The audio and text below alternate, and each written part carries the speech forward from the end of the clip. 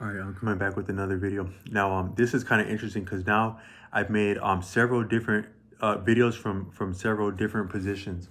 One is that I've made I started my videos sitting on a chair. Then I did videos my first videos were on a chair. Then I did some videos walking. Then I did a video at a park. Then I did a video parked in a car. Then I did a video. Um, let's see. Um, uh, walking, but looking at my feet. And now I'm doing a video standing. And I said that different things that we do with ourselves in different places that we place ourselves, it affects the way that thoughts occur to us, and that we channel insight and also enunciate ourselves. So I'm just saying that I've done different videos in different ways, and I'm appreciating that sometimes it can affect the content itself, the either the position or the setting of the video of the content creator. So I just wanted to be transparent with that, and just to also for the purpose of learning, because this channel that I'm doing is about learning. And I've said in other places that so far I haven't participated in any public digital social spaces, which YouTube is also a form of social media, unless there had been a purpose of learning, because having a purpose affects socializing. So sometimes when we go to a place where the purpose is to socialize, that opens up different dynamics for engagement. And sometimes that can make us more or less vulnerable if we have a purpose to do something, or if the purpose had been to socialize, or there had been an objective such as learning or earning income or something like that. It can change dynamics differently, and it's significant for an adult man, because situations can play out very differently, and there can be life and death chances, and also chances of liberty at play, and chances of viability as a professional, and work opportunity at play when the different things that transpire for us and around us as men, but also that, or as adults, and also that, and even as children, when we're like in different parts of life, some of the decisions about where we place ourselves and who we place ourselves around, it in the first place can amount to what happens to us or for us in the second place. And I just wanted to be cognizant of that. But so what I was saying is that so I've been leading up a lot of things, but the main thing I wanted to say is that I had that friend, that person in school in an audio class that said that the most beautiful thing is, hearing is as beautiful as visual is. And that's not only for music. It might actually be even as great and greater outside of music, because the greater part of music is still silence.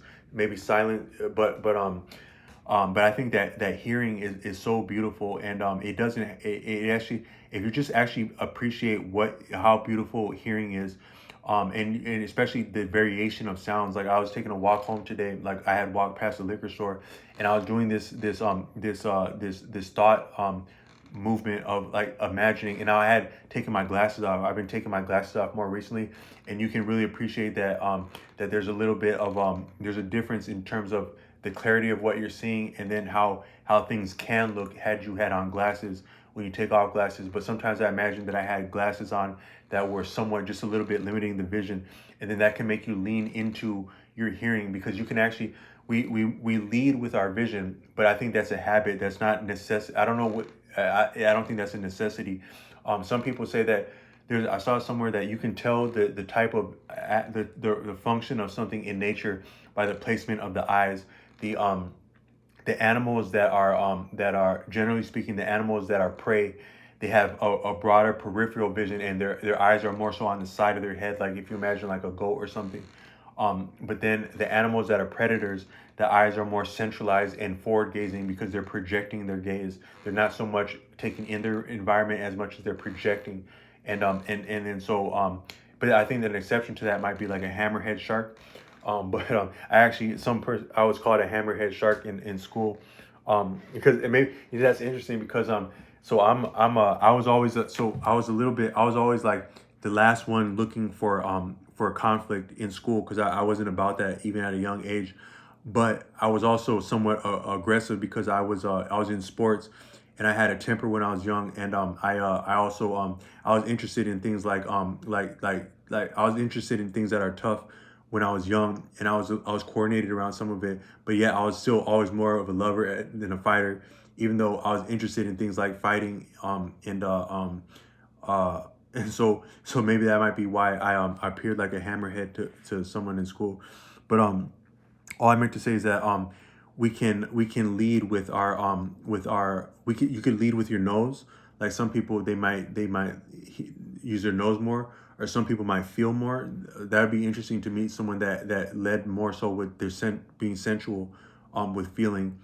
Some people might lead by intuiting, which could also be a form of feeling, or just sensing things, or even maybe intellectually thinking about things to lead with that. But you can also do that with your ears. Now, if you could do all that differently by choice, by practice, that would be profound, and that would go very far to disciplining your awareness, and therefore disciplining your life and your outcomes.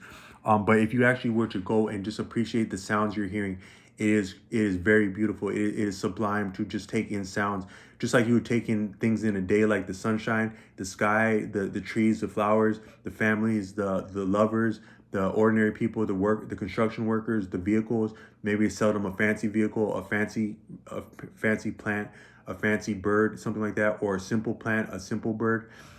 Just like you would take all that in a day. If you start with your ears, it is beautiful, and it is pure.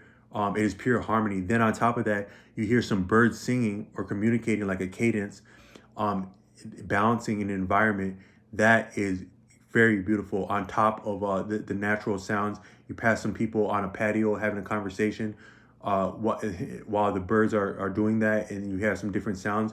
Then maybe a Tesla. I don't mean to cite businesses on here, but an electric vehicle goes by, and the engine sounds kind of different. So you're listening as though you didn't have a true grasp of what's going on visually. Maybe you even look at the ground, like my those videos I made today. It pointed at the ground.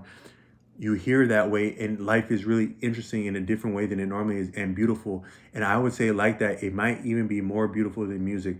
I've heard a lot of beautiful music. I've made some music that I think is cool. I've conceived or thought of music that has sounded beautiful to me. But the natural sounds of an environment, like today, I live near I live in a decent place, near a decent place, and the sounds that go on around there are really beautiful, I think, and maybe more beautiful than music. Sometimes I get messages on my music account, the platform that I listen to music, and the platform is impressed by how many minutes of music I've listened to over the years.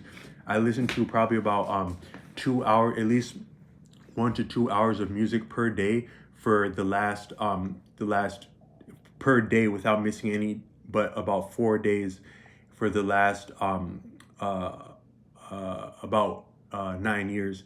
And then before that, I listened to all kinds of quantities, great quantities of music, but at least consistently nonstop for the last 9 years. And some people would say that that may damage, that might not be good, but I think that actually some things become better by practice. So you might actually become more of a listener, and your hearing might actually become better by listening to more music. If you keep it within moderate levels, and you stop it if it hurts, you can actually, I think, become a better hearer by listening to more things. But that's just what I wanted to say, is that you can observe an environment differently, somewhat more beautifully, and more accurately and more disciplined, by leaning into another sense differently than you normally lean into vision. And then also, when coming back to vision, having experienced that, and then accessing vision differently. Then if you add a method to your awareness, like listening to specific things and how some things contrast other things, both in terms of sound, or maybe you could do that with smell or touch, or taste, you would become even more sophisticated and skilled at that point. And then, like I was saying, with the color exercise, with visualizing, you can just become more dynamic in terms of what you take in. But it also makes you more interesting, because when you're thinking in those terms, you start to access an environment differently, and think of different things to say and do differently, different postures to stand differently, and then you are looked at differently, and you have a different appearance now. And then there's different things that you can say and pull off, and then you can become more clever like that, and have better banter. And my banter got better like that, and my friend that had the visual deprivation was always strong with banter.